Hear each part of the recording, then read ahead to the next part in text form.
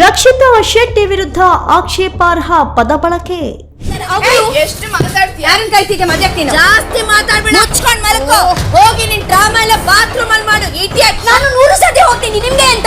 ನೀವು ನಿಮ್ಮ ಮನೆದ ವಾಶ್ರೂಮ್ ಹಾಕ್ಲಾ? ನೀನು ಎಲ್ಲಿಂದ ಬಂದಿದ್ದೀಯ ಅಂತ ಗೊತ್ತು ನೋಡಿ.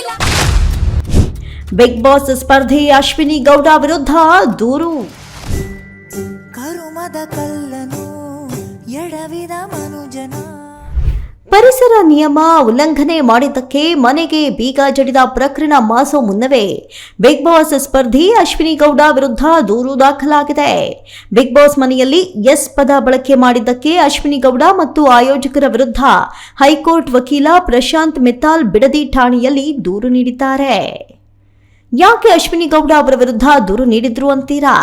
ರಕ್ಷಿತಾ ರಾತ್ರಿ ಕ್ಯಾಮೆರಾ ಮುಂದೆ ಮಾತನಾಡ್ತಾ ಇರೋದನ್ನ ನೋಡಿ ಮನೆಯವರಿಗೆಲ್ಲ ಫನ್ ಮಾಡೋದಕ್ಕೆ ರಾತ್ರಿ ಮಲಗಿದ್ದಾಗ ಜಾಹ್ನವಿ ಮತ್ತು ಅಶ್ವಿನಿ ಗೌಡ ಗೆಜ್ಜೆಯನ್ನ ಹಿಡಿದು ಅಲ್ಲಾಡಿಸಿದ್ರು.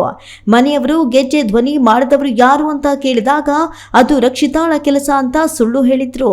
ಈ ವಿಚಾರದ ಬಗ್ಗೆ ರಕ್ಷಿತಾ ಪ್ರಶ್ನೆ ಮಾಡಿದಾಗ ಜಾಹ್ನವಿ ಮತ್ತು ಅಶ್ವಿನಿ ಗೌಡ ಜೋರು ಧ್ವನಿಯಲ್ಲಿ ಮಾತನಾಡಿ ಗಲಾಟೆ ಮಾಡಿದ್ರು.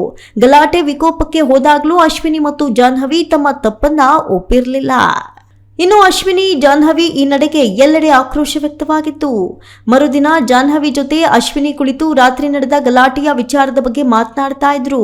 ಈ ಸಂದರ್ಭದಲ್ಲಿ ರಕ್ಷಿತಾ ಉದ್ದೇಶಿಸಿ ಅವಳು ಎಸ್ ಕೆಟಗರಿ ಅಂತ ಹೇಳಿದ್ರು.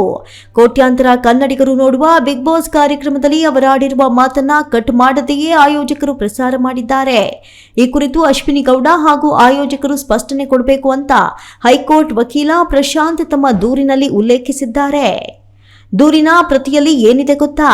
ಈ ವರ್ಷ ಜಾಲಿವುಡ್ ಸ್ಟುಡಿಯೋದಲ್ಲಿ ನಡೀತಾ ಇರೋ ಬಿಗ್ ಬಾಸ್ 12ರ ಕಾರ್ಯಕ್ರಮದಲ್ಲಿ ಕಂಟೆಸ್ಟೆಂಟ್ ಸ್ಪರ್ಧಿಯಾದ ಅಶ್ವಿನಿ ಗೌಡ ಅವರು ರಕ್ಷಿತಾ ಎಂಬುವವರಿಗೆ ಶೀಸ್ ಎಸ್ ಆ ಕೆಟಗರಿ ನಾನಲ್ಲ ಎಂಬ ಪದ ಬಳಕೆಯನ್ನ ಮಾಡಿರ್ತಾರೆ. ಇದು ಜಾತಿ ನಿಂದನೆ ಮತ್ತು ವ್ಯಕ್ತಿತ್ವದ ನಿಂದನೆ ಮಾಡುವಂತಹ ವಿಚಾರವಾಗಿದೆ. ಈ ಸಮಾಜದಲ್ಲಿ ಎಲ್ಲರೂ ಒಂದೇ, ಯಾವ ಜಾತಿ ಅಥವಾ ಭೇದವನ್ನ ಹರಡುವಂತಿಲ್ಲ ಎಂದಿದ್ದಾರೆ.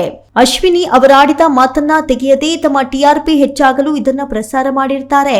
ಇದರಿಂದ ನಾವು ಸಮಾಜಕ್ಕೆ ಒಂದು ಕೆಟ್ಟ ಸಂದೇಶವನ್ನ ನೀಡಿದಂತಾಗತ್ತೆ. ಆದ್ದರಿಂದ ತಾವುಗಳು ಸ್ಪರ್ಧಿ ಅಶ್ವಿನಿ ಗೌಡ ವಿರುದ್ಧ ದೂರು ದಾಖಲಿಸಿ ಕಾನೂನು ರೀತಿ ಕ್ರಮವನ್ನ ಜರುಗಿಸಿ ಅಂತ ಕೋರಿದ್ದಾರೆ. ರಕ್ಷಿತಾಗೆ ಮಾಡಿದ ಜಾತಿ ನಿಂದನೆ ಹಾಗೂ ಅವರ ಜೊತೆ ಮಾತನಾಡಿದ ವಿಧಾನಕ್ಕೆ ಕಿಚ್ಚ ಅಶ್ವಿನಿ ಅಂಡ್ ಜಾಹ್ನವಿಗೆ ವೀಕೆಂಡ್ನಲ್ಲಿ ಸಖತ್ತಾಗಿ ಕ್ಲಾಸ್ ತೆಗೆದುಕೊಂಡಿದ್ರು. ಜೊತೆಗೆ ಅಶ್ವಿನಿ ಸಾರಿ ಕಂದ ಅಂತ ಹೇಳಿದ್ರು. ಆದ್ರೆ ಇದು ಇಷ್ಟಕ್ಕೆ ನಿಂತಿಲ್ಲ.